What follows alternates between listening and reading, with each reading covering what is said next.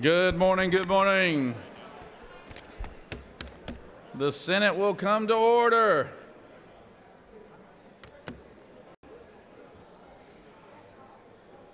I ask all unauthorized personnel to exit the chamber.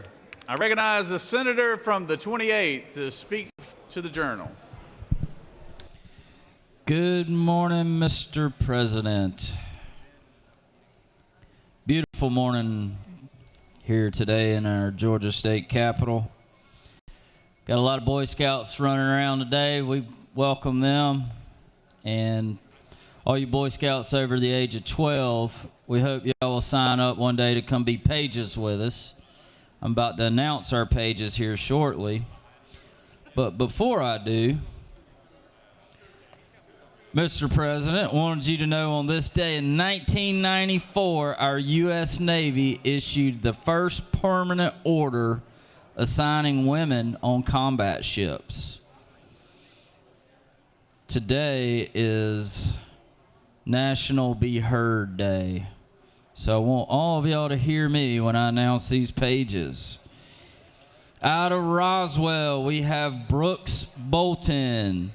Out of Marietta, actually, Marietta didn't show up.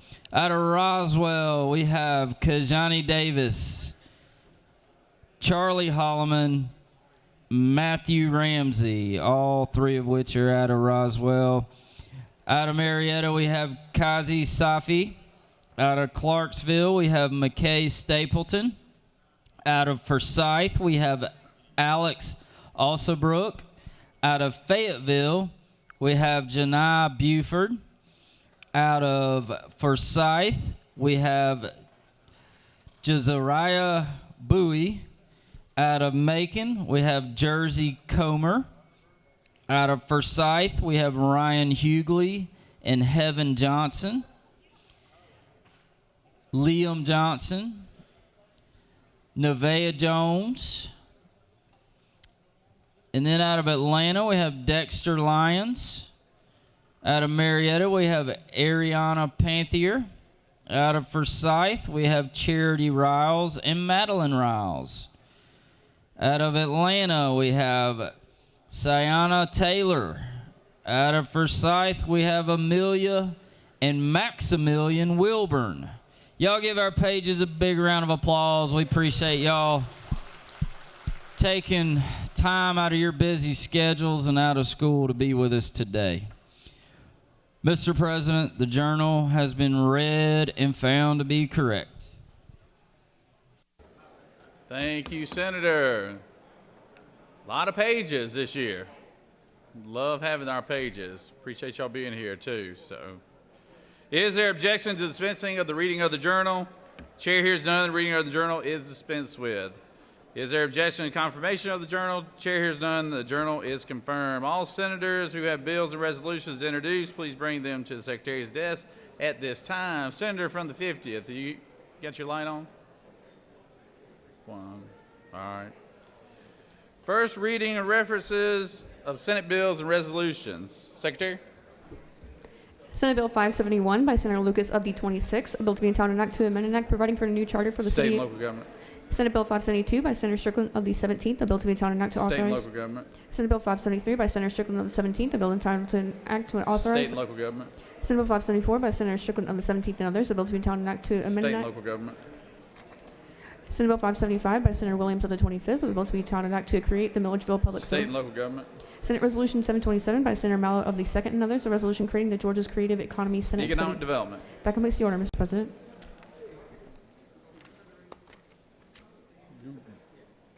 First reading references. Recognize Majority Leader for a motion. Good morning, Mr. President. I ask for unanimous consent to suspend Senate Rule 3-3.1, paragraph A, to allow for the reading and the assignment of the governor's appointments.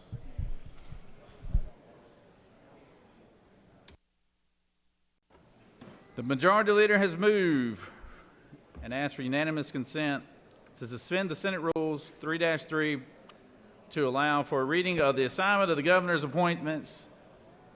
And if there's no objection, Hearing none, Secretary will read them.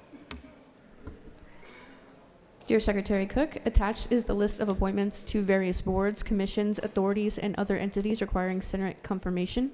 This list is submitted pursuant to Senate Rules 3-3.1. If we can provide you with any additional information to assist your office in the confirmation process, please let us know. Thank you for assistance. Sincerely, Governor Brian Kemp. That completes the order, Mr. President. Per Senate rules, we'll put them in Committee on Assignments. Thank you, Senator. First reading references of House bills. Secretary? House Bill 1330 by Representative Stoner of the 40th and others, a bill to be town and act to amend an act known as the Self-Cause State and Bill. local government. House Bill 1372 by Representative Smith of the 138th State and and others. local government. House Bill 1399 by Representative Scoggins of the 14th and others, a bill to State and be local government. House Bill 1400 by Representative Green of the 154th, a bill to be town and act State to and local government.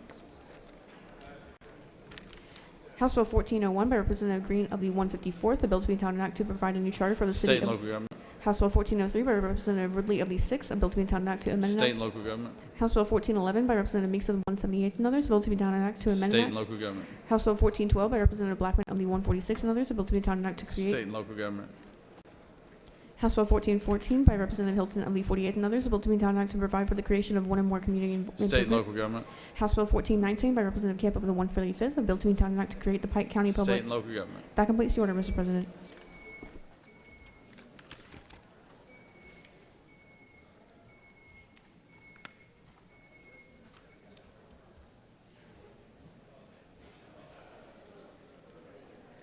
Secretary read reports of standing committee.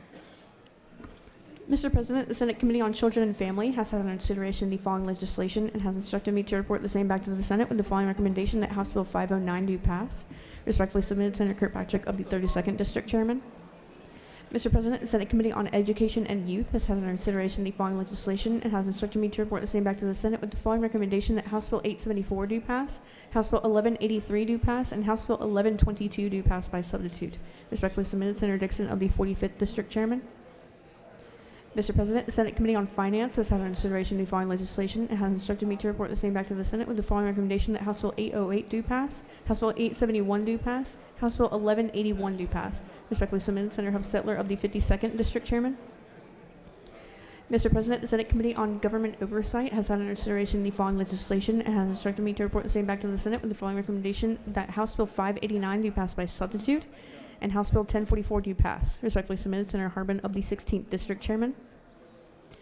Mr. President, the Senate Committee on Higher Education has had under consideration the following legislation and has instructed me to report the same back to the Senate with the following recommendation that House Bill 982 do pass and House Bill 1124 do pass. Respectfully submitted, Senator Hickman of the 4th District Chairman. Mr. President, the Senate Committee on Public Safety has had under consideration the following legislation and has instructed me to report the same back to the Senate with the following recommendation that House Bill 878 do pass by substitute, House Bill 997 do pass, House Bill 1001 do pass by substitute, House Bill 907 do pass by substitute, and House Bill 301 do pass by substitute. Respectfully submitted, Senator Albers of the 56th District Chairman. Additionally, dear Mr. Secretary, pursuant to Senate Rule 2-1.6, I hereby give notice that I will introduce a minority report to be read along with the majority report of House Bill 301, which Public Safety passed out on Wednesday, March 6, 2024. Respectfully submitted, Senator Kim Jackson of the 41st District Chairman. Mr. President, the Senate Committee on Regulated Industries and Utilities has considered volume legislation and has instructed me to report the same back to the Senate with the following recommendation that Senate Resolution 619 do pass. Respectfully submitted, Senator Cowser of the 46th District Chairman. That completes the order, Mr. President.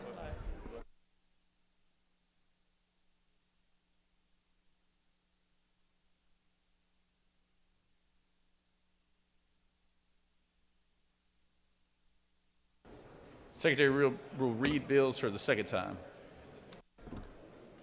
House Bill 456 by Representative Gunter of the 8th and others. Local government increased term for municipal court judges from 1 year to 2 years revisions. House Bill 873 by Representative Gunter of the 8th and others.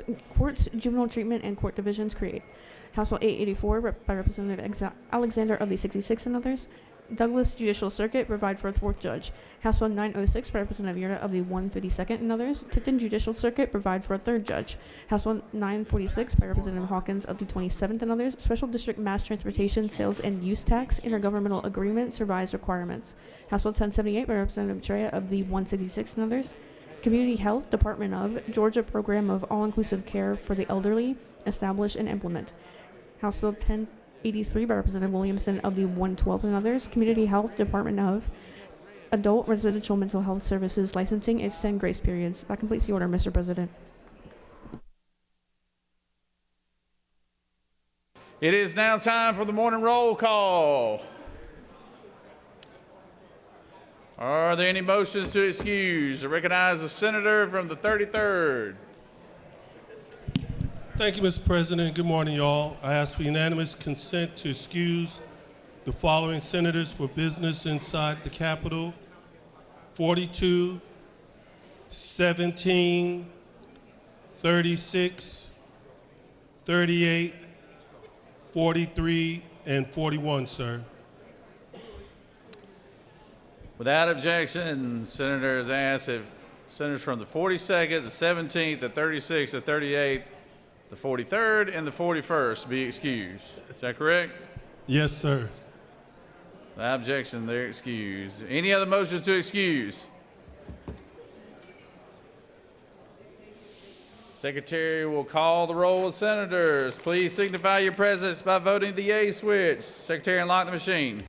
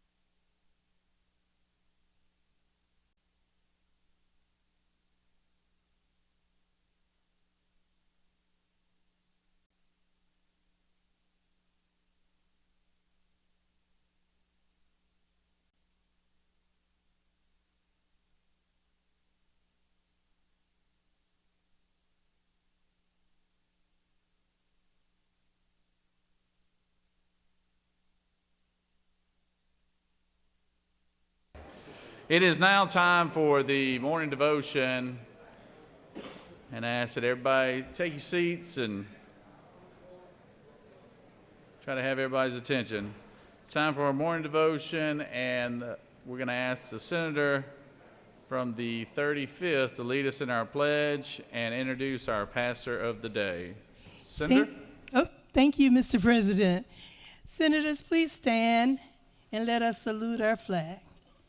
I pledge allegiance to the flag of the United States of America and to the republic for which it stands, one nation, under God, indivisible, with liberty and justice for all. And now to the Georgia flag. I pledge allegiance to the man. Wisdom and courage. Thank you very much, Mr. President, for letting me stand here at the well to introduce you.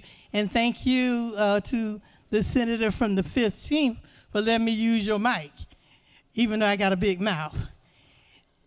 This is truly the day that the Lord hath made, so let us rejoice and be glad in it.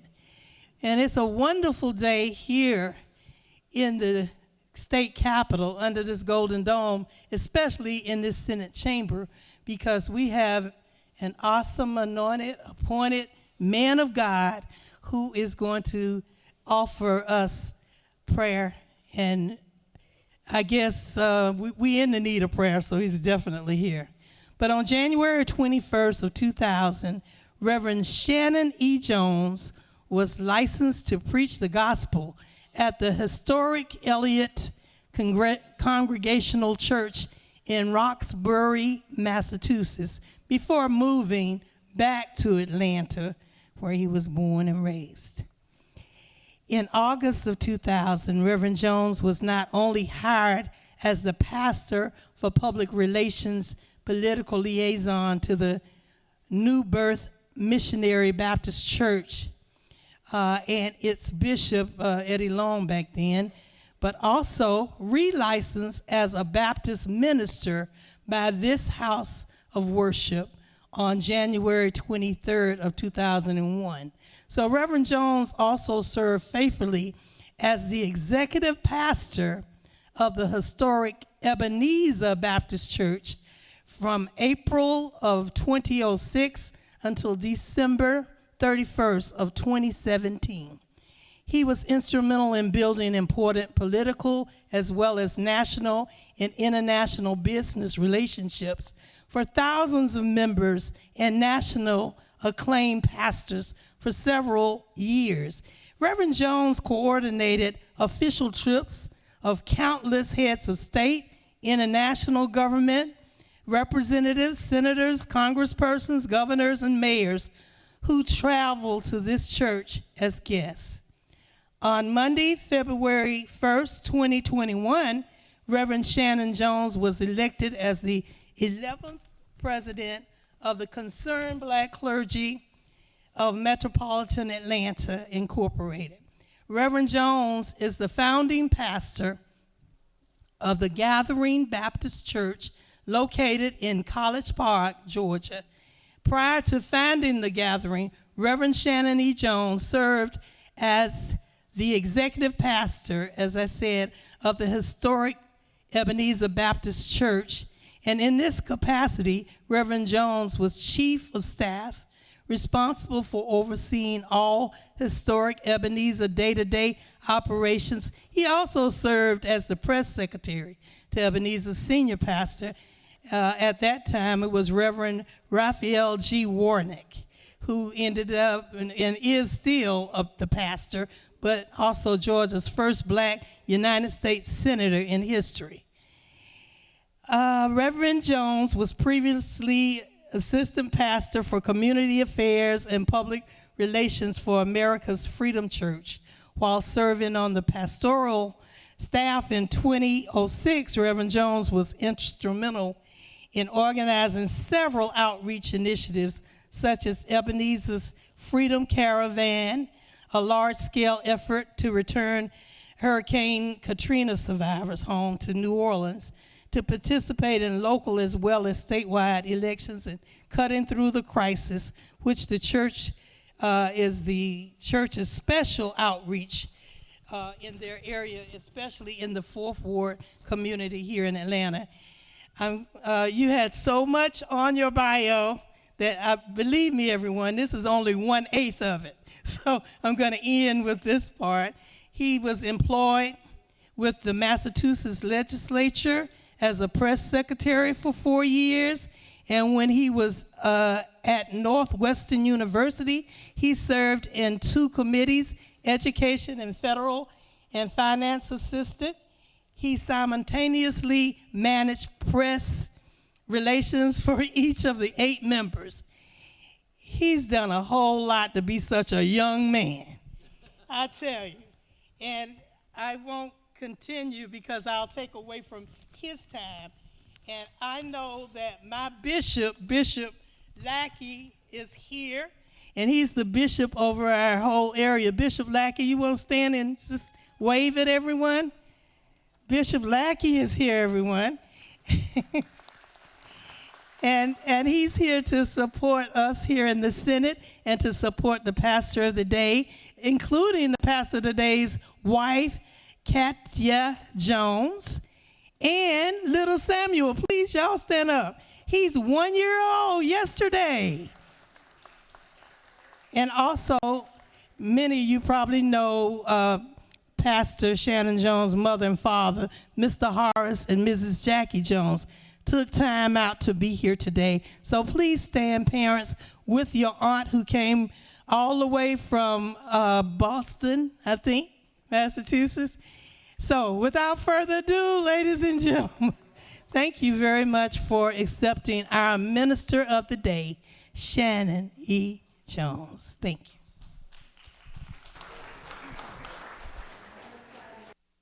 you. Thank you very much, Senator. And again, to my family, want to thank all of you. All stand one more time. And Bishop Lackey, my partner in faith strategies, and the presiding prelate of the United Churches of God in Christ, with churches from Greenbrier to Ghana. Amen. I see some gathering members in the balcony. I see Grandma Gloria. That's all I can see right now. Welcome. And I bring you greetings from the Gathering Church, and I bring you greetings from the Concerned Black Clergy of Metropolitan Atlanta. So good to see all of my Senate friends out here today. A poem by Georgia's august scholar, the Reverend Benjamin Elijah Mays. Graduate of high school at 22 years old, went on to become the president of Morehouse College, advisor to Martin Luther King Jr., and advisor to 6 presidents. He said in his poem, "Life is just a minute. A minute is a dispensation of time.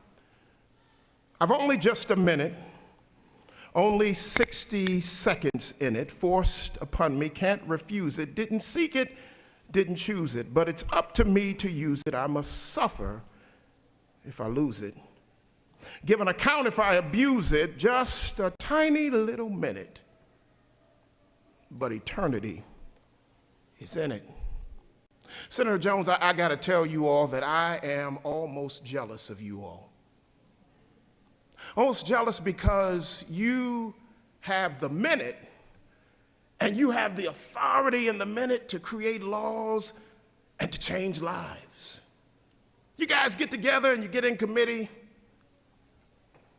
and you talk some things over, write up some words. It goes from one committee to the other committee. It comes to the House, goes to the Senate.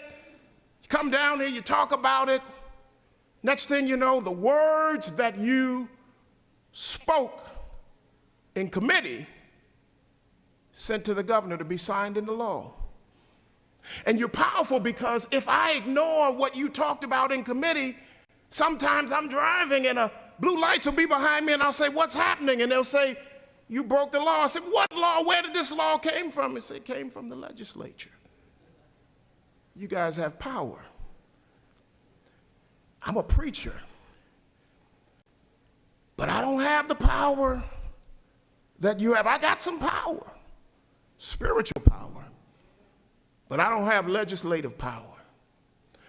The Creator has given you a minute to do some amazing things, to change people's lives. Look what you can do. If you get in a room and you have some words and you write it down and you come down here and argue, you send it over to the governor signs it, it becomes law. You can change lives.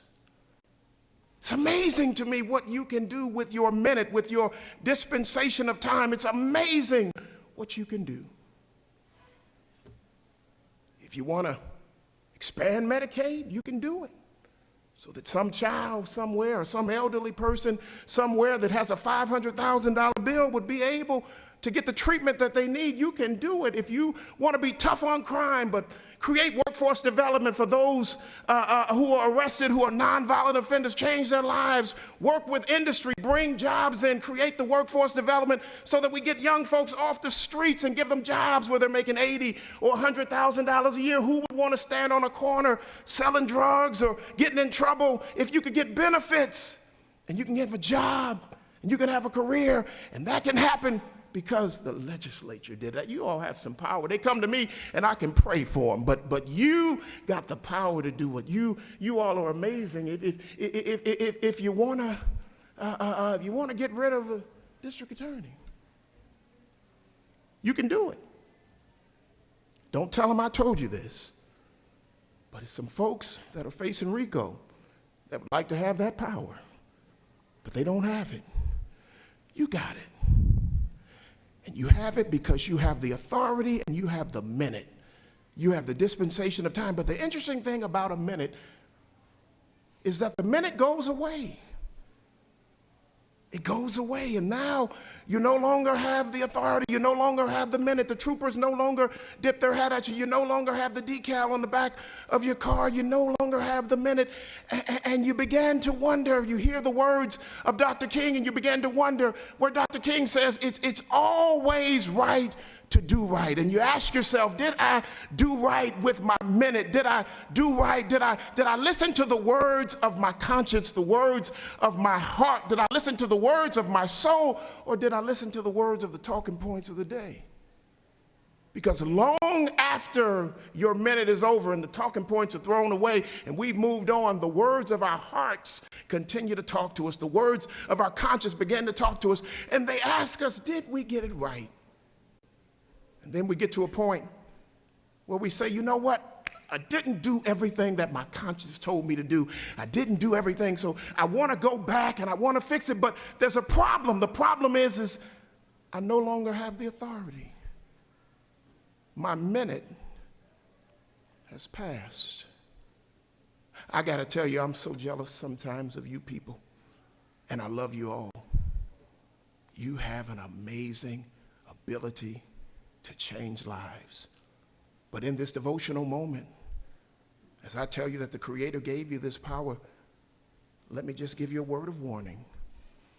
Don't sit back one day trying to change what you can't change, trying to get someone who's sitting in your seat today to hear their conscience, to hear their heart, for all of Georgia.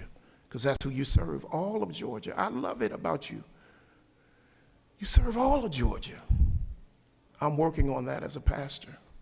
They tell me, Mr. President Jones, that I got to serve all the congregation, those who love me and those who fight against me, because that's what I'm called to do. And you, this august body of senators, you serve all of Georgia, because that's what you're called to do. You have only just a minute, only 60 seconds in it, forced upon you. Can't refuse it. Didn't seek it. You sought the office, but you didn't seek the minute that you're living in. The Creator sought the moment that you would be here today. Didn't seek it, didn't choose it, but it's up to me to use it. I must suffer if I lose it, give an account if I abuse it. Just a tiny little minute, but eternity is in it. When you make the laws, they last. Join me in prayer.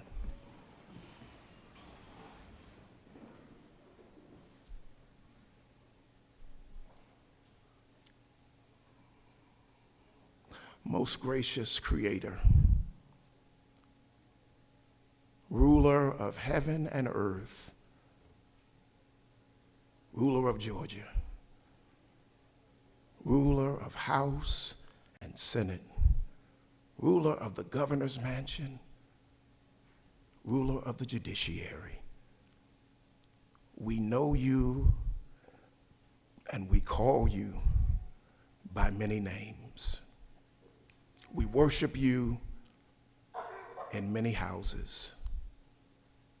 But as we call you by many names, you call us to do what's right, to do it in love, and to make you proud, to give you glory. And so we ask now that you grant us the serenity to accept the things that we cannot change, the courage to change the things we can, and the wisdom to know the difference. In thy name we pray. Amen.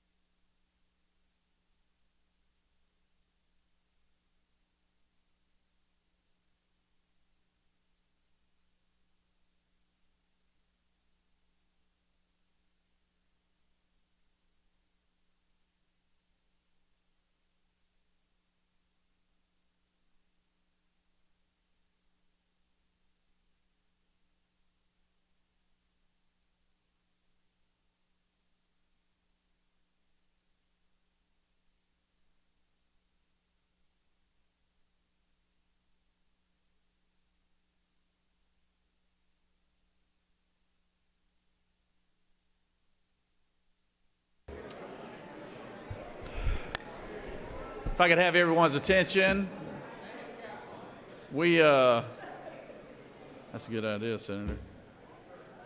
As I figured earlier in the week, I figured everything would come to a head on Thursday here, where we had all kinds of presentations and personal points of privilege and everything. But it was a pleasure to have Pastor Jones here today. Great message that he gave. And I'm also glad to have our Mayor of Atlanta here with us today, Andre Dickens here.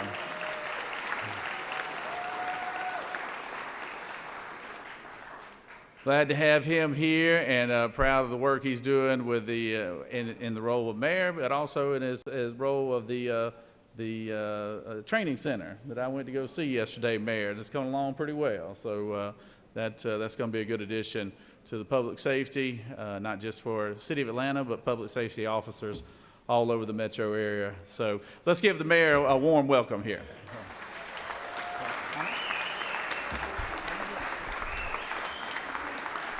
Thank you. Thank you, thank you, thank you. Thank you, Lieutenant Governor Jones, for that introduction, and good morning, everyone. Good morning, Senators.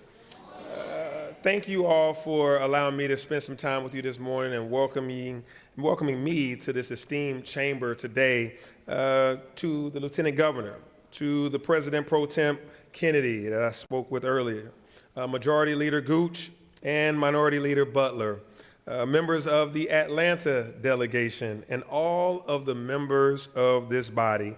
I thank all of you for this opportunity to speak to you. And along with the people of the great city of Atlanta, I thank you for the work that you do on behalf of all Georgians.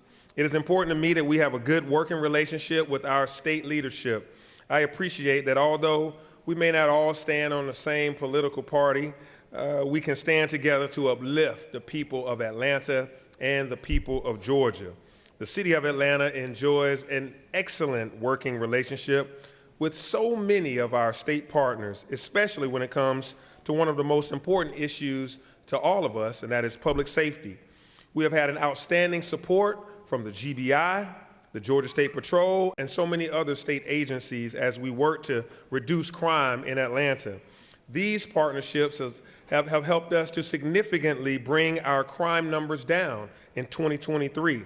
We ended the year with citywide major crimes against people down more than 15% last year, and that included double-digit drops in homicides, aggravated assaults, and shootings, and rapes were down 51% last year in the city of Atlanta. All of this underscores, yes, we can clap for public safety, and a 21% reduction in homicides, which was the third highest drop of any city in the entire nation. All of this underscores our work to create a safer environment for the people that live and work in the city of Atlanta. And I know that is a common goal for all of us. Another common goal that we all share is figuring out how to bring more affordable housing and those options to the people that we all represent. The lack of affordable housing isn't just a challenge for Atlanta, it's a challenge all across the state of Georgia. And it is especially challenging as we work to house our unsheltered residents. But luckily, we have very dedicated partners, and many are in this room.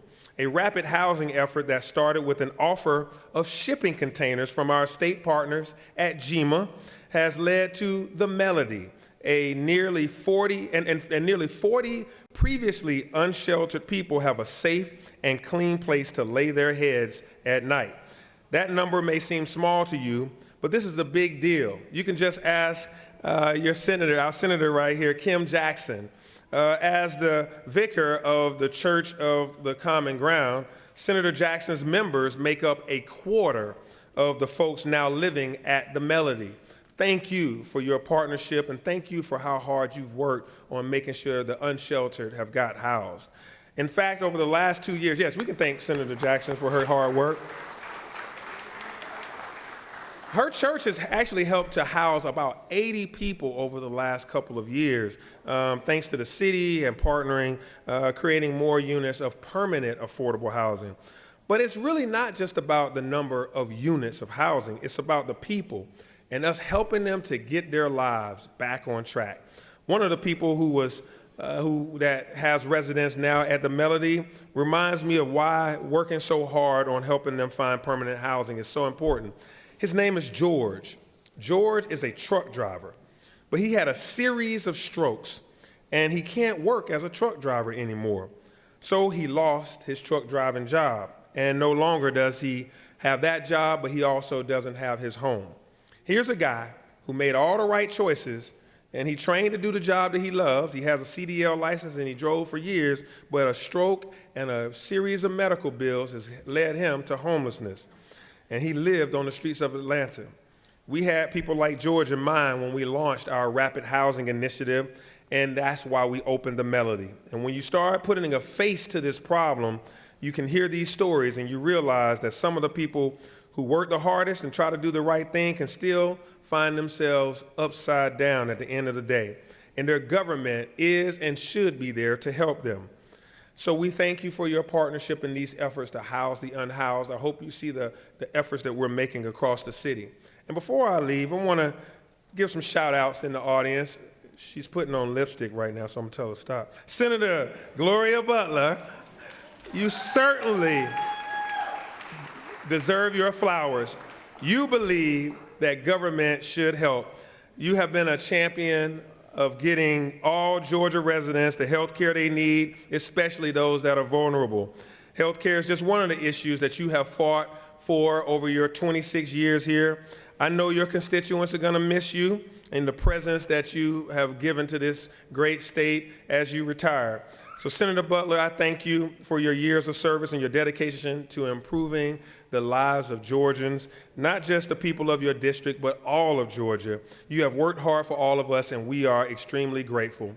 And to all of you, I'm grateful for this opportunity to speak to you today, and I'm proud of the relationship that we have with our state leadership, and happy that when we come together to do the right thing, great things happen.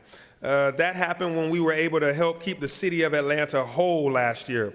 As I said then, we're going to keep moving Atlanta forward together, one city with one bright future. My hope is that we can always keep our lines of communications open as we have, and we're all committed to making the best choices in the best interest of the people of this great state and this great city. So thank you for welcoming me today, and I look forward to continuing our outstanding partnership between the city and the state. Thank you.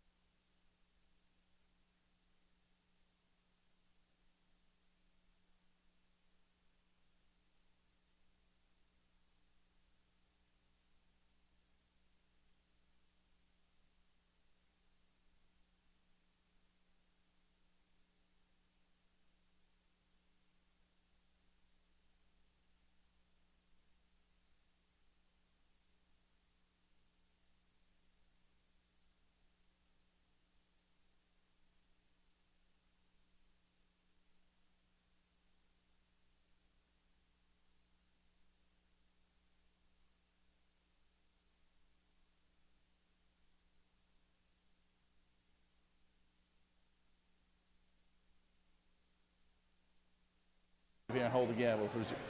All right, we've got some special guests here today. We've got 3 fine educators. Always like to recognize our teachers here in the state. We've got 3 good ones here behind me. Secretary, read the first resolution. Senate Resolution 663, 664, and 665 by Senator Butler of the 55th and others.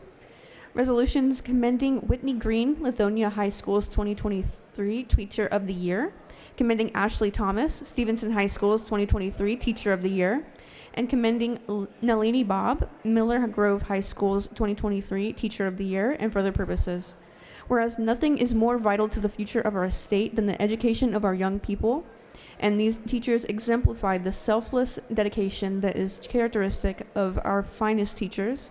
Now therefore be it resolved by the Senate that the members of this body commend Whitney Green, Ashley Thomas, and Nalini Bob as 2023 Teachers of the Year and express their most sincere best wishes for continued success. That completes the order, Mr. President. Is there objection to the hearing none? The resolutions are adopted. If everyone could give me your attention, we have senators from the 55th. Is our minority leader is going to recognize and introduce these 3 fine young ladies we have here. So, Senator. Thank you, Mr. President and members of the Senate. It is my absolute pleasure to recognize 3 teachers, 1 from my district and 2 from other districts, but they have been awarded the Teacher of the Year. And I'll say a little bit about each one, and as I call your name, please raise your hand so that the members of this body will know who you are. So my first Teacher of the Year, originally from Eaton, Georgia, Whitney M. Green. And she has built a career focused on the education and empowerment of scholars in mathematics.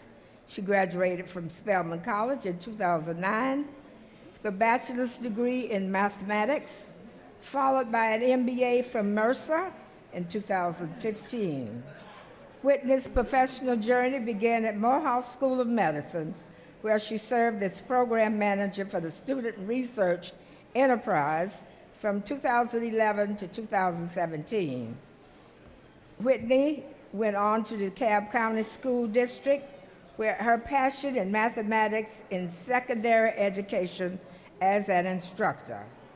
Further, Whitney completed an educational specialist in educational leadership from Valdosta State in 2023, and currently she is the mathematics department chair, which focuses on the curriculum for implementation and supporting her colleagues in professional growth.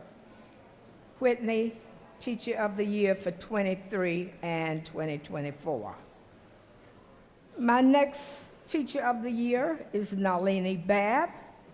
One of her greatest joys as a business teacher and her ultimate goal in teaching young people is to develop students in the area of business, technology, and economics in order for them to be successful in post-secondary and career options. Through these skills, students will enhance themselves by becoming productive employees, keen consumers, and wise business leaders and/or entrepreneurs. It is also rewarding when students return several years later after graduating, Ms. Babb says, from college or being part of the workforce and share with me how her class impacted their performance at school and at work. And finally, Ashley Thomas, a DeKalb County school teacher for 17 years. And 9 of those years, she taught science to middle school students, and 8 of them were at Stevenson High School. She was named Star Teacher in 2019 and granted the Explorer Learning Leadership Award for implementation in 2015 and 16. And she also earned from Kennesaw Bagwell Scholar Award in spring 2022. And she's currently working on her doctorate degree at Kennesaw State. She's an Atlanta native, product of DeKalb County, Southwest High School, Chapel Hill Junior High, and Rainbow Elementary. Please give a round of applause for 3 of the finest teachers of the year.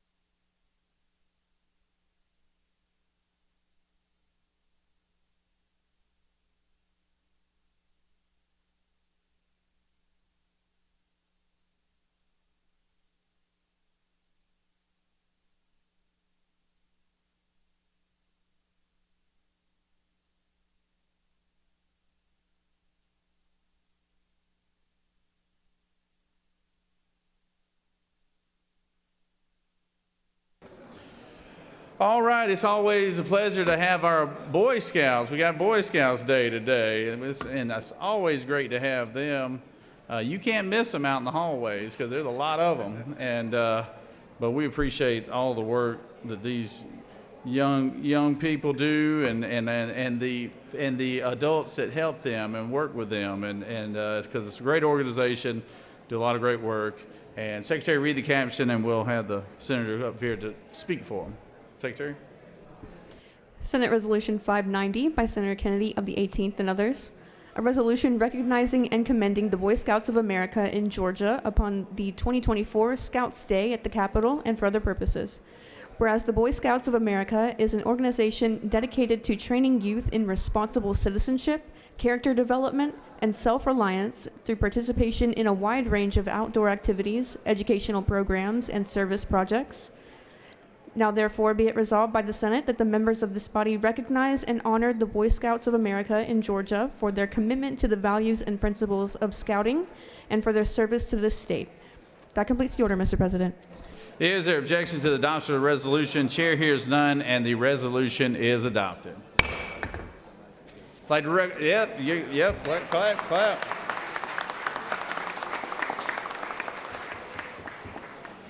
I'd like to recognize the pro tem, the senator from the 18th, to speak to the resolution. Thank you, sir. Thank you, Mr. President. Good morning. What a great morning. You see all these scouts that are roaming around the Capitol today. They've got big smiles on their faces, and it's wonderful to see how legislators light up when we see the youth of our state, especially because we know they are in an incredible leadership program called Boy Scouts. I also want to echo the Lieutenant Governor, the President's comments about encouragement for the parents and those that are supporters of those who are in scouting. Please, please keep it up. I rise to honor the members of the Boy Scouts of America in Georgia that are visiting us today. It's an incredible organization dedicated to training youth in responsible citizenship, character development, and self-reliance through participation in various outdoor activities. Can you think of anything more or better that kids need to know and learn about today than those three things? The Boy Scouts of America is also one of the largest groups in America. Furthermore, the Boy Scouts have contributed to the state's communities through their service projects, as many of you know and hopefully read about in your hometown papers, of the many things that the Scouts do, whether it's an Eagle Scout project or a troop project, of simply improving our communities. I'm honored to have some folks with me today. I'm going to introduce in just a second, but I'll tell you a quick little story.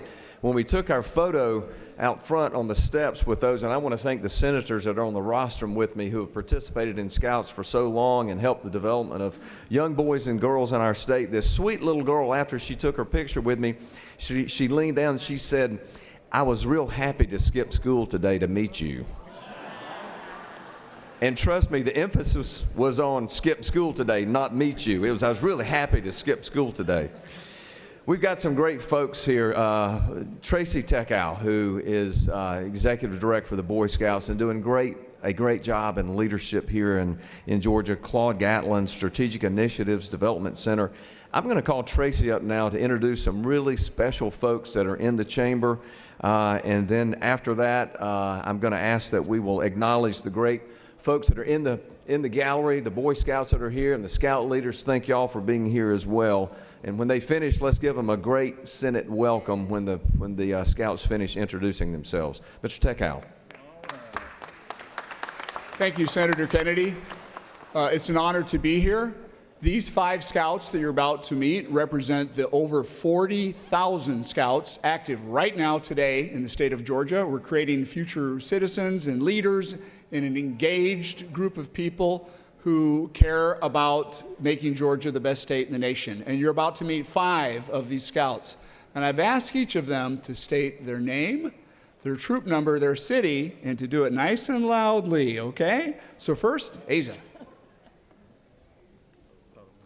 Hello, everyone. I'm Asa Payne. I'm from Troop 303, based in Dahlonega, Georgia. All right. Here we go. There we go. Get you right there. All right, there you go. Hi, my name is Kehaulani Sako. I'm in Troop 5589, and I'm based in Beaufort, Georgia.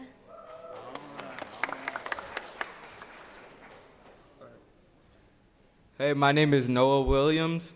I am in Troop 2700, and I'm located in Mableton, Georgia. Hi, my name is Nora McNeil. I'm in Troop 5589, and I'm from Beaufort, Georgia. Hi, my name is Asher Alicio. I am Troop 277, and I am Marietta, Georgia.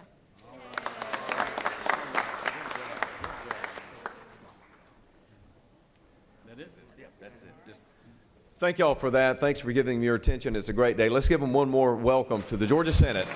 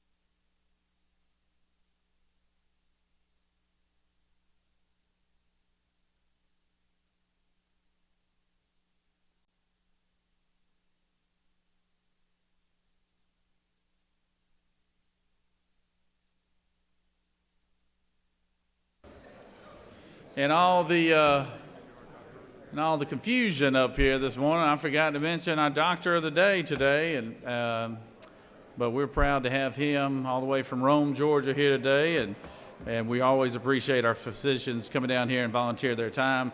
I will recognize our Chairman of Finance to introduce our doc of the day. Thank you, Mr. President. You know, we sit around here and we say, you know, it's not brain surgery, but actually that's what this guy does. He does brain surgery. And a lot of times I'm a few feet away there doing anesthesia. I try to give him advice on do a little more here, but he doesn't ever listen to me on that. But he is a Johns Hopkins trained neurosurgeon. Went to, I think it was University of Michigan, and he also was a Robert Wood Johnson Scholar in their epidemiology program as well. He's originally from Bartow County in my district, now is in Floyd County at the hospital that I might have mentioned was #1 in the state in critical care outcomes according to health grades. He's one of the reasons why. But he works at both hospitals, and his wife, Dr. Annie Cowan, is an anesthesiologist at the other hospital, so sometimes she's my boss over there when I go help out at the other hospital as well. The farm he grew up on there in Bartow County before he moved over to Floyd is actually now where the SK battery plant, the third largest investment in Georgia, has been put in. He has 4 brilliant children.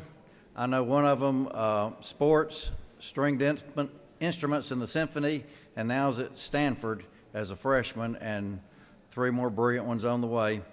He's been a real pleasure to work with in the operating room and a great member of our community up there, Dr. John Cowan. Thank you for having me today, and thank you, Chuck and Chuck. So it's an honor to be here today. I commend you guys on the hard work you're doing for the citizens of the state of Georgia and to advancing health care and trying to make Georgia one of the healthiest states in the country. I hope you guys don't need me today. I do remember some of my basic medicine. Brain surgery is hard to do down in the first aid clinic down there, but we'll do our best. But thank you for having me. It's an honor and a privilege to be here, and God bless each one of you. Thank you.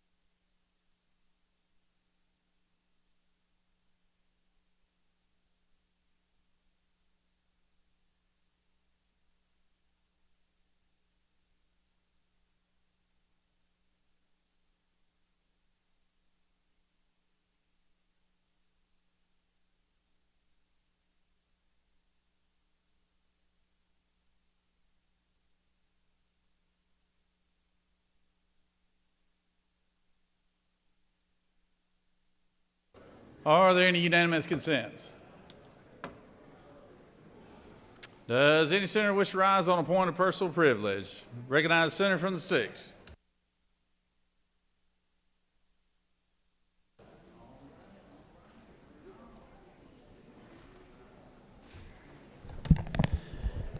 Good morning, colleagues. This morning I rise to recognize the Leadership Atlanta class of 2024.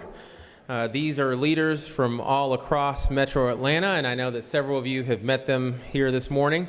Leadership Atlanta is one of the oldest sustained community leadership programs in the country, and as a proud alum of that program, I'd like for my colleagues to join me in welcoming the class of 2024, some of whom are in the gallery right now. So colleagues, if you could join me in welcoming them very quickly. Thank you so much, and with that, I yield the well.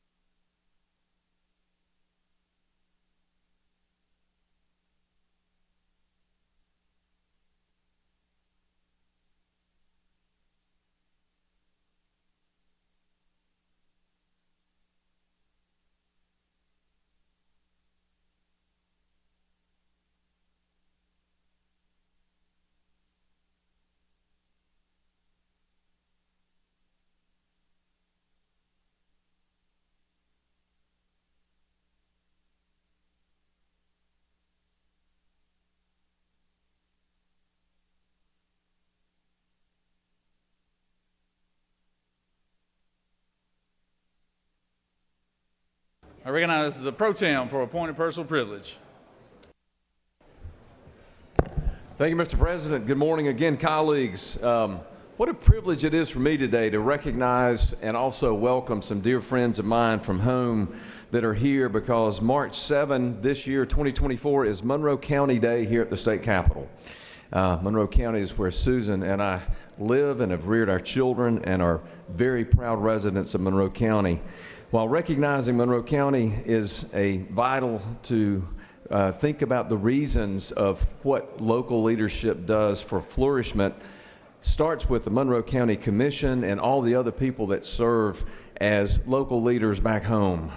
It produces a very thriving economy and a faithful execution of goals that really represent a demonstration of exceptional leadership for folks that we have back home. And I know most of us in the Senate represent multiple counties, and some get along better than others. And I can tell you that with Monroe County, it is such a privilege to work for them. I have the privilege of representing the whole county, but there's something a little bit unique about some of my friends who were over against the wall. I'm going to recognize or introduce in just a minute. The chairman of the Monroe County Commission and the largest city in the county, which is the city of Forsyth, the chairman and the mayor are longtime best friends and business partners. So how often do you see that? And I understand from one of them that the only time they argue is about politics. The rest of the time they all get along. But it is a great example of what happens when you have great servant leadership at the local level. We've got a Monroe County Chamber of Commerce that works so hard to improve the quality of life through the development of new ideas, techniques, and technologies. From home to outdoor tourist attractions that we have in Monroe County, like Lake Juliet and High Falls State Park and Chattahoochee National Park. It's a great place to live, a great place to visit, and I know so many of you transition through Monroe County when you come up 75. Here today, I've got some good friends that are here. Greg Tapley is the chairman of the Monroe County Commission. Mayor Wilson, Eric Wilson of the city of Forsyth is with us. Stuart Pippin, Monroe County Board of Education. Stuart, raise your hand. Thank you. Lynn Miller, with the mayor of Culloden, our other city that's in the county. Nick Morgan, chairman of the Monroe County Chamber, is with us. Stan Hall, the Hospital Authority of Monroe County. And Joyce White, the Development Authority of Monroe County. These are great servants and great examples of how folks that are doing it for the right reason, working hard and boots on the ground for us back home, make our jobs to come here to Atlanta a whole lot easier. And with that, I thank them for being here, and I'd ask you all to give my Monroe County folks a great Senate welcome.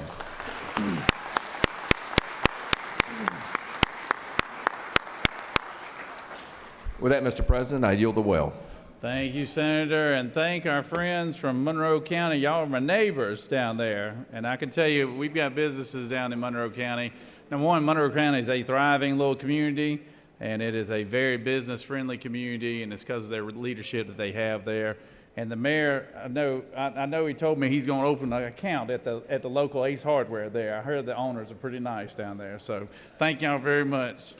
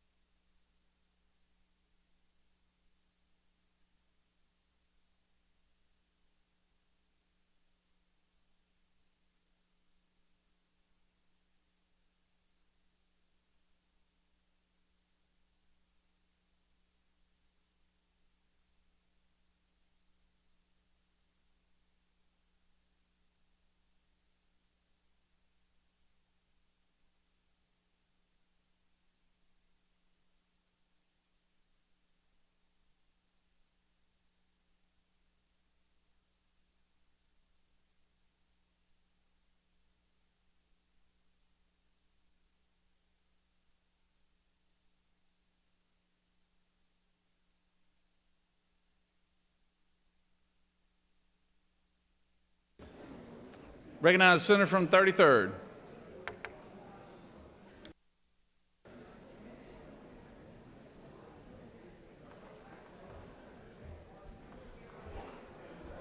Thank you, Mr. President, my fellow senators, colleagues, friends, and y'all.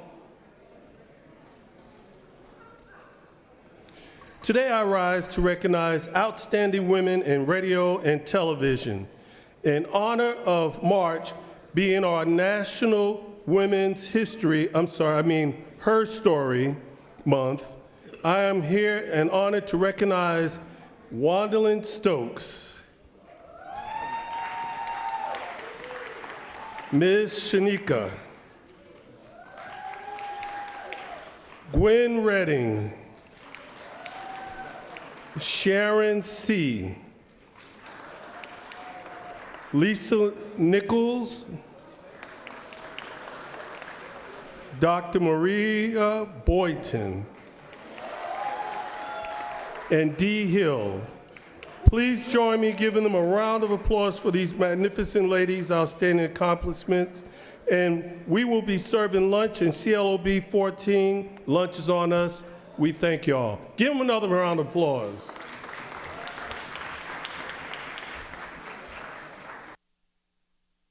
All right, thank you, ladies. Good to have you back down here. I think we had some of y'all here last year, I believe. I believe we recognized some of y'all here last year, so good to have you. I recognize the senator from the 28th for a point of personal privilege.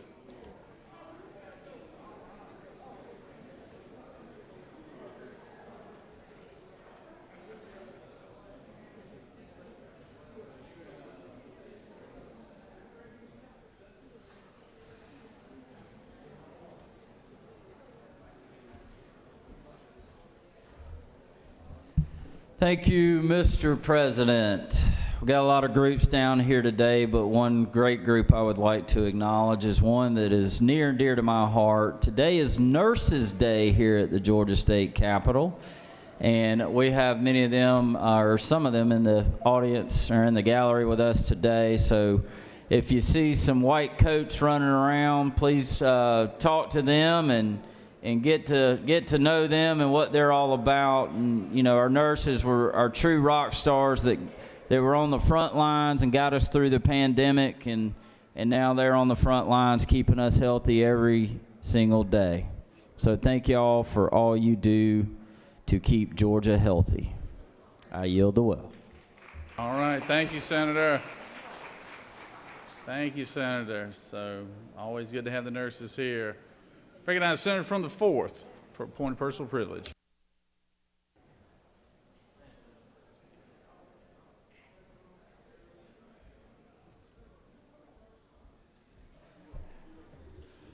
Thank you, Mr. President. I'd like to recognize today as Georgia Pre-K Week launch, and we got some special people in the gallery along with that. Thank you, Deputy Commissioner Susan Adams, Judy Fitzgerald, Executive Director of Voices of Georgia. There you go. Okay, over here. Okay, thank y'all. Megan McNeil, who is Director of Pre-K Instruction and Regional Operations for DECAL. Ray Griffin, Chief Communications Officer of DECAL. Olivia Amato, Program Specialist, Voices for Georgia Children. And a Pre-K Teacher of the Year, Meredith Brown. Where you at, Meredith? Thank you. Thank you. Thank you. Sean O'Neill, Vice President of Initiative Council, Junior League of Atlanta. Wandy Meadows, Executive Director of Hand, Heart, and Soul Project. And Justin Bray, Executive Director of Books for Keep. You know, I was amazed this morning when I saw this. What a great governor we had in Governor Zell Miller. And of course, we had great governors since then, but Governor Zell Miller was the one that launched a pilot program called Georgia's Pre-K Program. At the time, the educational program served 754-year-olds in the state. Now, 32 years later, we're serving over 73,000 children. As we've talked about in this body many, many times, we've got a lot of other children that need to be served by pre-K, and we're going to try to expand that. Georgia's pre-K program is a nationally recognized program that has served more than 2 million of Georgia's children. To celebrate this impactful program, the Georgia Department of Early Care and Learning and Voices for Georgia Children hold their annual event, Georgia Pre-K Week. Each of us are invited to visit Georgia Pre-K classrooms, and you have really missed a tremendous blessing. So in that week is October 7th through the 11th, and I'd like to encourage all of you to sign up for Pre-Cal Week. Thank you, and thank you for being here. Mr. President, I yield the will. All right, good job, Senator, good job. I recognize the senator from the 1st on a point of personal privilege.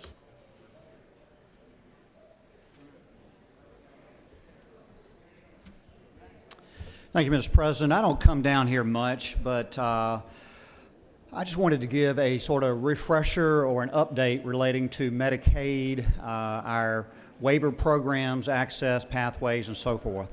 So if we're talking about what we did 5 years ago when Governor Kemp first came into office, he had 2 waivers for the ACA, and they were the 1115, and that's 0 to 100%. And the 1332 waiver. That's the ACA waiver, and that's from 100% up to 138% of federal poverty level. Now, the federal poverty level is about 100% is about $14,500 a year for a single person. That's what 100% is. So now we've progressed to a point that after jumping through many hoops, crossing the T's, going to federal court, and so forth, we have implemented this plan. So we now call it Pathways and Access. Access now has, get this number, 730,000 people enrolled. Let me repeat that for emphasis. 730,000 people are enrolled from 100% up to 138%. This is on the exchange, the ACA exchange, and if we include 100% up to 400%, which is the exchange, right, that is about 1.5 million people. So almost half, actually it's a little bit more than half because it's not quite 1.5 million, are in that 100% up to 138%. And guess how much premium they pay and how much copay they pay? 0. And this is with insurance.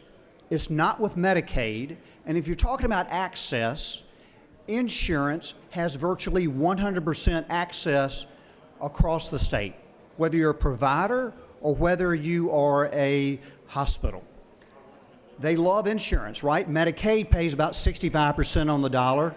Medicare, which is for older, age-blind and disabled, that's about 85% on the dollar. Insurance generally pays 110, 120, 130% of cost, and these are real costs. So that's where we are with the 730,000 people. Where we got caught and delayed was by the feds in delaying our tactics, which we won overwhelmingly. And then we have to do the redetermination because of the emergency, right? Everybody on Medicaid has to get redetermined every year. But this time it was 3 years because of the public health emergency. So we're in the process of doing that. We have until the end of May. It has to cure for another 90 days. So we're talking about the summer, actually probably closer to the fall before we are fully redetermined, done with the appeals and the curing process. The governor's made it clear in that he has sued, I can probably finish this tomorrow. And I'll give us a final update then because I have the Arkansas, Mississippi plan, and we're going to discuss it just a little bit more. Thank you, Mr. President. I yield the will. Senator, you can either do it tomorrow, which is fine, or you can do it after everybody else is done with the points of personal privilege, and the halls will probably be a little bit clearer. So, but thank you for that, Senator. All right, I'm gonna let Senator from the 10th jump ahead because he's got about 15, 17-year-olds over here that I know we won't be able to keep their attention too much longer. So recognize Senator from the 10th. Thank you, Mr. President. And I just want to recognize a very special group that's joined myself, the senator from the 25th, and the senator from the 17th from Henry County. These are Malachi kids. You may see them. They're over here to my right. These kids are being schooled at the Malachi Project in McDonough. And these are kids that are primarily from fatherless homes. If you see them, say hello to them. And this body was gracious enough to contribute an appropriations toward the great work that Pastor Terrell and his wife are doing at the Malachi home, at the Malachi school in the city of McDonough. And again, thanks again to the senator from the 17th and the senator from the 25th for supporting the great work that the Malachi Project is doing. Please give them a hand on our behalf.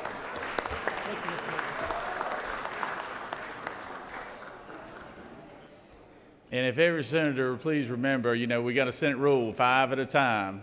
I know we got a lot of people in the hallways, but y'all try to respect the rules here. So, because it just gets noisy when somebody's doing a point of personal privilege. So, appreciate Senator from the 10th bringing those cute little youngsters from down in Henry County.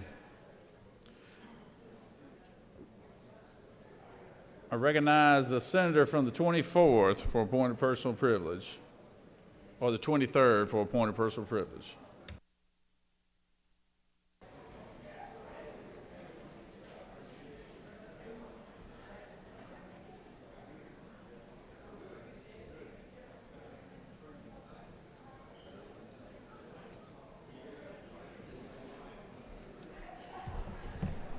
Thank you, Mr. President. I'm honored today to recognize the Georgia Forestry North District Unit of the Year. We have a great Forestry Commission. They do a tremendous job in protecting the lands and the properties of the citizens of Georgia. And today we are honored in the Senate to recognize those who are the best of the best. There's a Senate resolution that will be coming to you probably tomorrow, Senate Resolution 731.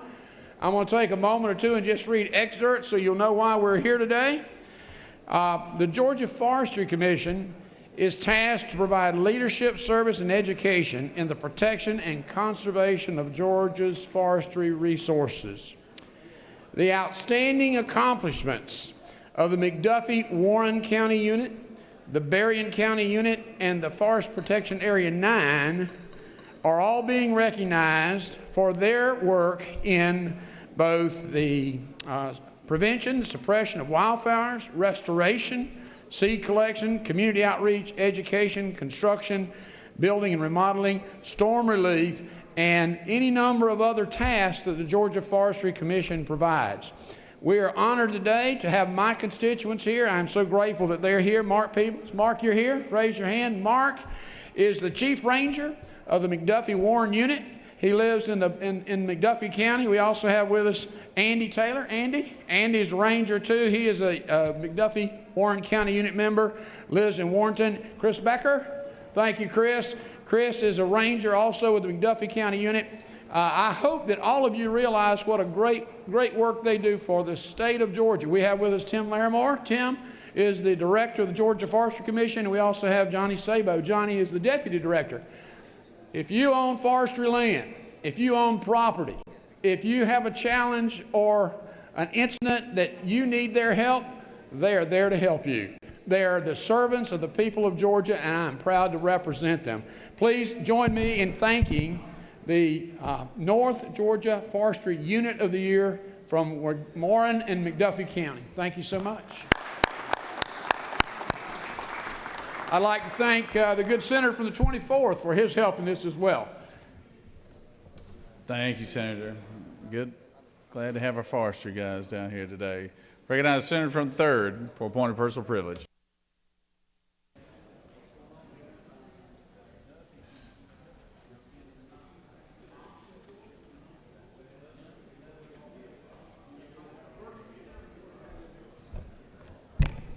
Thank you, Mr. President. Colleagues, I just wanted to call to your attention that on your desk today, you have the 2023 annual report from the Jekyll Island Authority and Jekyll Island. And I wanted to tell you that if you have not been to Jekyll in the last 20 years, because the last time you were there, your experience was not a good one, then you need to go back. You have a treat coming to you. I'm going to tell you, I'm so proud of what the Jekyll Island Authority has been able to accomplish over the last 15 to 20 years on Jekyll. Under former Executive Director Jones Hooks and current Executive Director Mark Williams. The authority has had the support of 3 governors, Governor Perdue, Governor Deal, and now Governor Kemp. We've had the support of the House and also the support of this chamber, and it's appreciated by all of those folks in my district, and it's appreciated by all the people of the state of Georgia who go down to Jekyll.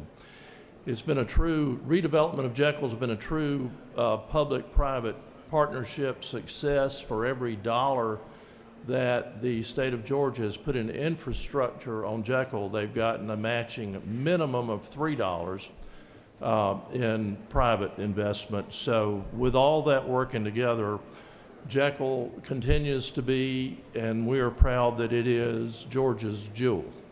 Thank you, Mr. President. I yield the well.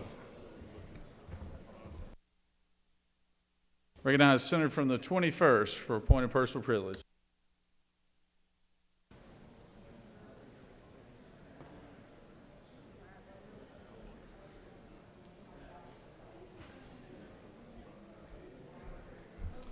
Thank you, Mr. President. Senate colleagues, I rise before you today as chairman of the Economic Development and Tourism Committee. You know, there's been a lot of talk about tax credits and getting rid of certain tax credits. And I want you to know I'm a fiscal conservative, and I want to make sure we're getting a good return on our investment. But I would argue that we are getting a good return on our investment. We're the #1 state to do business 10 years in a row.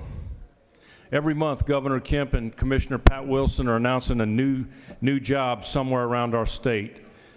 We're the 8th largest state, and we're growing fast, and they say within 6 to 8 years we'll be the 5th largest state in the country. We're one of 8 states in the country that have a AAA bond rating, and we had a $16 billion surplus. Folks, we're doing something right. And I want to specifically address the film industry. When Governor Perdue instituted the tax credits, he was taking a big leap of faith. People didn't think we could compete with Hollywood. We couldn't be a player in the film business. You look what it's done to Sonoya, Georgia. You look what it's done with Trillis Studios. You look what it's done with Tyler Perry Studios, Assembly and Third Rail. The investment has been great in the film business. We've really made strides in putting down infrastructure, putting down roots, and now they can film a movie from cradle to grave. I want to just make sure that we really think about what we're doing on these tax credits. Again, we're doing something right. We're the #1 state to do business. And Mr. President, I just don't want to kill the goose that laid the golden egg. Mr. President, I yield the well.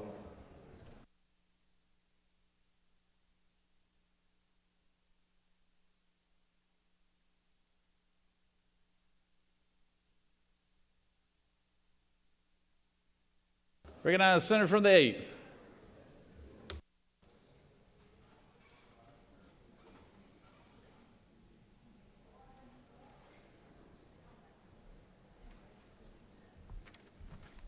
Well, thank you, Mr. President. I'm glad to be here with my esteemed Vice Chairman of the Sportsman's Caucus. And I just wanted to remind everybody that today, at Starters Range and Guns, from 5 to 8, we're going to have the Georgia Legislative Sportsman's Caucus range shoot. So, well, I wish y'all could have seen the senator from the 5th's daughter there shooting. I think she had a big time, didn't she, last year? And so we hope you will join us. And Mr. President, with that, I will yield the well.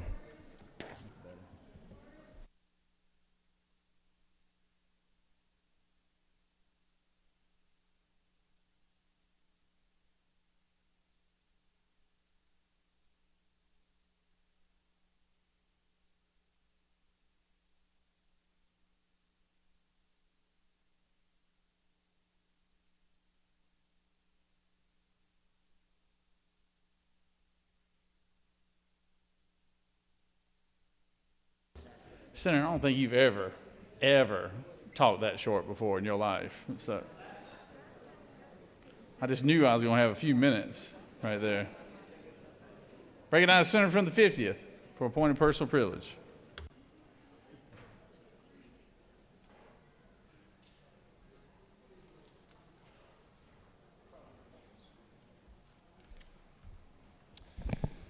Thank you, Mr. President. I rise today because yesterday was a big day in the Hatchett household. My oldest daughter, Hallie, turned 7.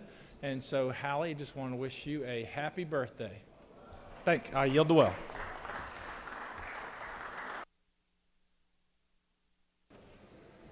All right. Happy birthday. Recognize the senator from the 40th for appointed personal privilege.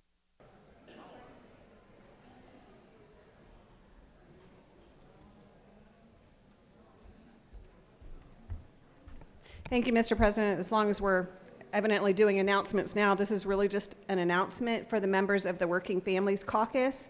Remember that we are meeting today. Upon adjournment, it will be in 307 of the CLOB, and the topic is really a good one and important. We're going to be covering the Certificate of Need and other key hospital legislation issues, and we'll have Anna Adams with the Georgia Hospital Association. Thank you, Mr. President.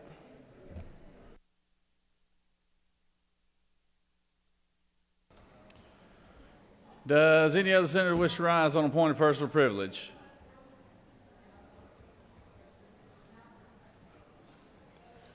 You have before you a consent calendar of privilege resolutions. Does any senator wish to remove a resolution from the consent calendar? Is there objection for the adoption of the resolution on the consent calendar? Chair hears none. The resolution on the consent calendar is adopted.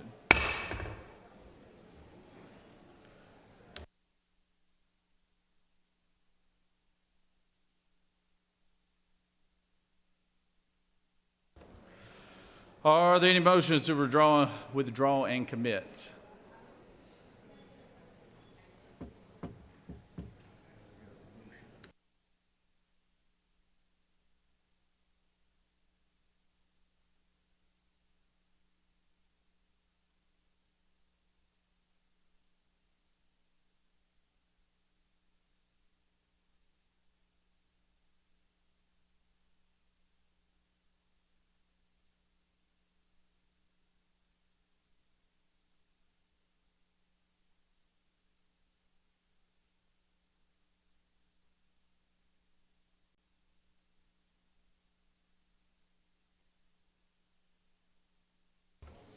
Recognize the senator from the 13th for a motion.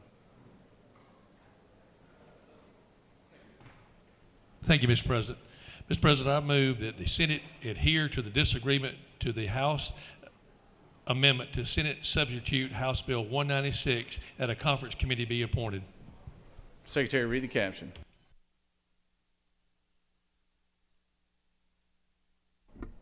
House Bill 196, a bill by Representative Powell of the 33rd and others, a bill to be Town and Act to amend Article 9 of Chapter 12 of Title 16 of the OCGA relating to access to medical cannabis, so as to provide that the Georgia Access to Medical Cannabis Commission shall be subject to the Administrative Procedure Act and laws governing open meetings and open records, to provide for related matters, to repeal conflicting laws, and for other purposes.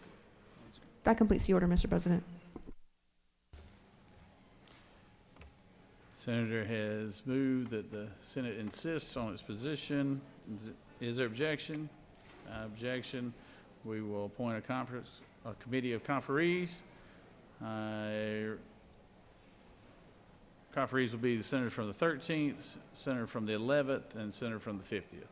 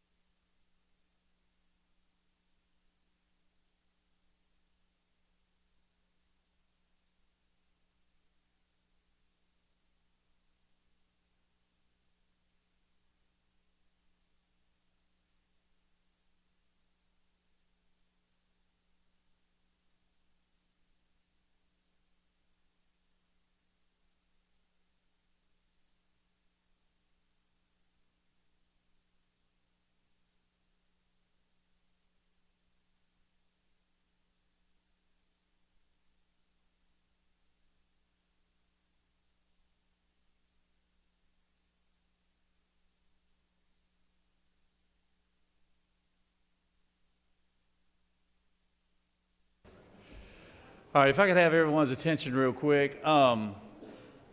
We're in a posture where we're waiting on the House to get us the 25 budget. We've already lost a couple of days because the House has been a little slow to move, but we're going to forgive them for it.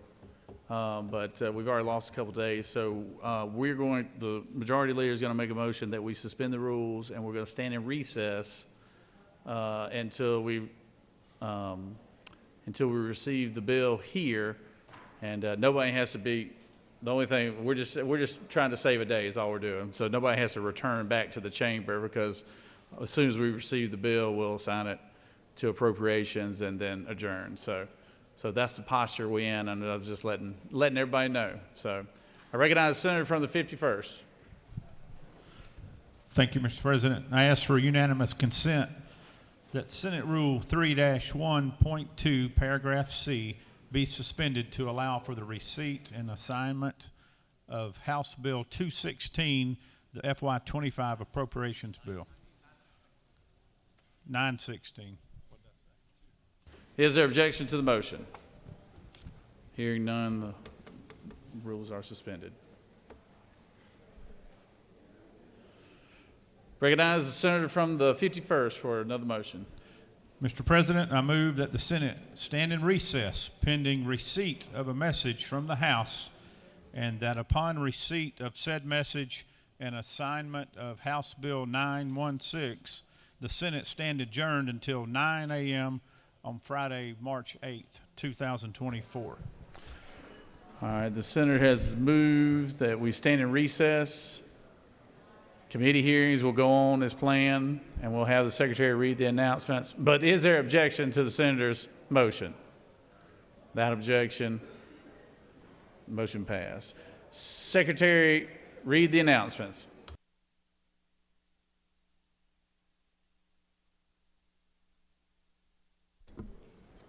The Rules Committee will meet upon adjournment in 4:50. The Children and Families Committee will meet at 1 p.m. in 307 of the CLOB. The State Institutions and Property Committee will meet at 1 p.m. in 4:50. The Retirement Committee will meet at 2 p.m. in 307 of the CLOB. The Regulated Industries and Utilities Committee will meet at 2 p.m. in 4:50.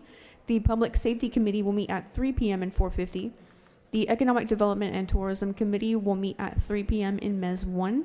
The Judiciary Committee will meet at 4 p.m. in 307 of the CLOB. And the Veterans, Military, and Homeland Security Committee will meet at 5 p.m. in 310 of the CLOB. That completes the order, Mr. President. Is there any other announcements? Recognize the Senator from the 28th.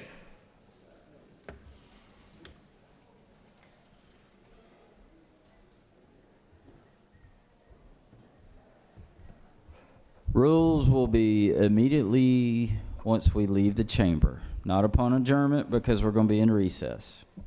So as soon as we walk out here. Thank you, Senator. All right, the Senate will stand in recess, and as the rules chairman stated, those who are on rules go to your committees as the announcements are, as they were stated, because all I need is the majority leader when we receive the big budget back over here. So we'll stand in recess, and please, everybody go to your committees so we can get those committee work done. All right, stand in recess. Thank you.